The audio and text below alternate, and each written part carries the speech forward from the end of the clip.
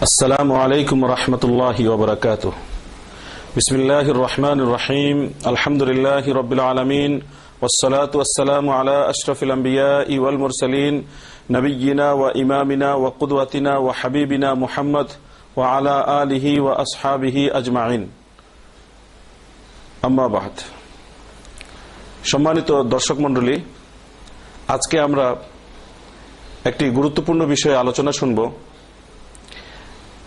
যে আলোচনার শিরোনাম আরবিতে ইহফাজিল্লাহ ইয়াহফাজক, অর্থাৎ তুমি আল্লাহকে সংরক্ষণ করো, আল্লাহ তোমার রক্ষণাবেক্ষণ করবেন। বিষয়টি শিরোনাম দেখে আমাদের বুঝে আসার কথা যে একটু তাৎপর্যপূর্ণ। সম্মানিত দর্শক মণ্ডলী,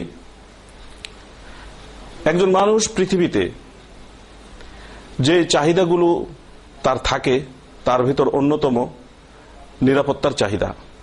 নিরাপত্তার সাথে সে তার সার্বিক জীবন যাপন করতে চায়, এবং একজন মুসলমান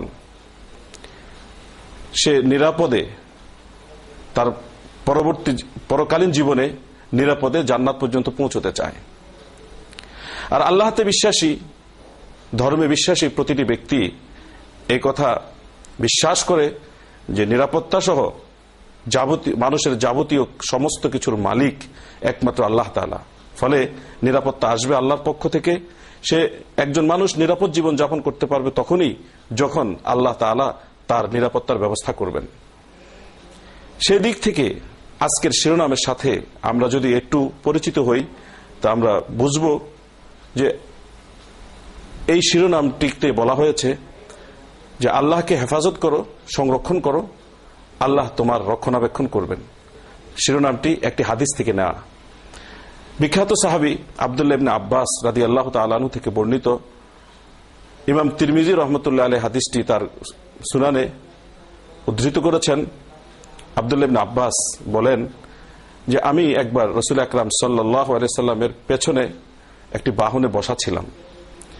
নবীজি আমাকে বললেন, ইয়া গোলাম, ইন্নী উআল্লিমুকা কালিমাত ইহফাজিল্লাহ ইয়াহফাজকা ইহফাজিল্লাহ তাজিদহু তুজাহাক।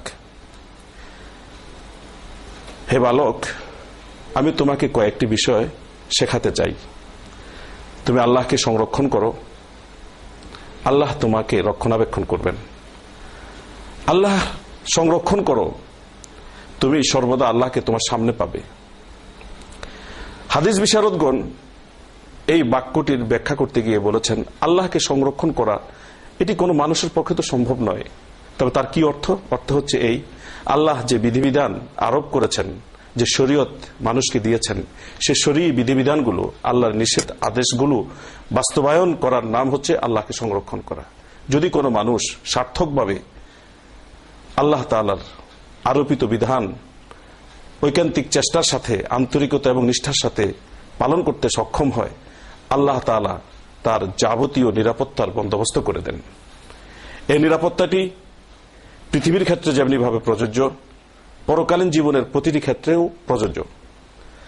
একজন মানুষ দৈহিকভাবে, মানসিকভাবে, আর্থিকভাবে এবং যাবতীয় তার প্রয়োজনের ক্ষেত্রে আল্লাহ তাআলার প্রত্যক্ষ নিরাপত্তায় যদি সে জীবন যাপন করতে পারে, তাহলে দুনিয়ার জীবনটি তার সুন্দর হবে, সার্থক হবে, এবং আখিরাতের জীবনটিও কবর আযাব থেকে মুক্ত থেকে এবং হাসর, মিজান ইত্যাদিতে আল্লাহ তাআলার প্রত্যক্ষ তত্ত্বাবধানে থেকে জাহান্নাম থেকে মুক্তি পেতে পারে।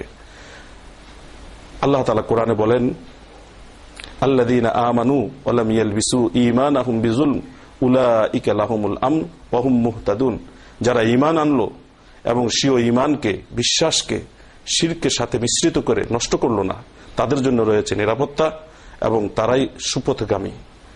নবী আকরাম সাল্লাল্লাহু আলাইহি সাল্লাম হাদিসে বলেন, মান হাফিজা মা বাইনা লাহইহি ওয়া মা বাইনা রিজলাইহি আদমান লাহুল জান্নাহ। যে তার দুই চোয়ালের মধ্যবর্তী অঙ্গ জিহ্বা এবং দুই উরুর মধ্যবর্তী অঙ্গ লজ্জাস্থান সংরক্ষণ করতে পারবে এবং বৈধ পথে তাকে ব্যবহার করবে, অবৈধ পথ থেকে তাকে সংরক্ষণ করবে, আমি তার জান্নাতের নিশ্চয়তা দিতে পারি। সেই হিসেবে এই দুই আয়াত এবং হাদিস আমাদেরকে প্রত্যক্ষভাবে দিক নির্দেশনা দেয় যদি কোনো ব্যক্তি ঈমান এবং নেক আমলের উপরে থাকতে পারে এবং তাকওয়া ভিত্তিক জীবন যাপন করতে সক্ষম হয়, আল্লাহর আদেশ নিষেধগুলো সে সুন্দরভাবে শতভাগ উজাড় করে আন্তরিক ও নিষ্ঠার সাথে পালন করতে সক্ষম হয়, তাহলে আল্লাহ তাকে নিরাপত্তা দিবেন। সেই নিরাপত্তা পৃথিবীতেও যেমনি ভাবে কার্যকর থাকবে এবং পরকালীন জীবনে জাহান্নামের শাস্তি থেকে নিরাপত্তা দিয়ে জান্নাত পর্যন্ত পৌঁছিয়ে দিবেন। আল্লাহ আমাদের সকলকে আল্লাহ তাআলা যাবতীয় বিধিবিধান পালন করার মাধ্যমে এই হাদিসের অন্তর্ভুক্ত হওয়ার তৌফিক দান করুন। সাল্লাল্লাহু তাআলা আলা খায়রিল খালকি মুহাম্মাদ ওয়া আলিহি ওয়া সাল্লাম।